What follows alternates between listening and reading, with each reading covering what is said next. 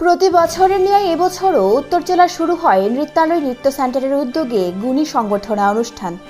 জানা যায় গত জুন মাস থেকে এই গুণী সংবর্ধনা অনুষ্ঠান শুরু হয়েছে।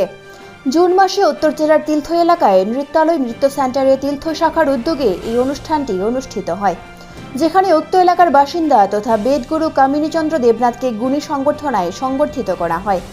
উল্লেখ্য, নৃত্যালয় নৃত্য সেন্টারের উত্তর জেলার ধর্মনগর, কদমতলা, তিলথই, পানিসাগর, পেচারথল মিলিয়ে মোট 5টি শাখা রয়েছে, যেখানে প্রতিটি শাখায় দীর্ঘদিন ধরে অত্যন্ত সুনামের সাথে ছাত্রছাত্রীদের প্রশিক্ষণ দিয়ে যাচ্ছেন নৃত্যালয় নৃত্য সেন্টারের অধ্যক্ষ শ্রীভাস দেব, যেখানে প্রতি বছর প্রত্যেকটি শাখার উদ্যোগে এই গুণী সংবর্ধনা অনুষ্ঠানের আয়োজন করা হয়।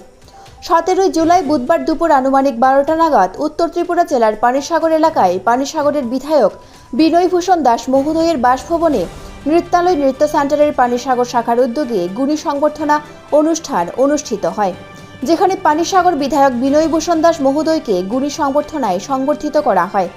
এতে উপস্থিত ছিলেন নৃত্যালয় নৃত্য সেন্টারের অধ্যক্ষ শ্রীভাস দেব, নৃত্যালয় নৃত্য সেন্টারের সকল ছাত্রছাত্রীরা সহ অন্যান্যরা। Bureau report, Dharmanagar news online.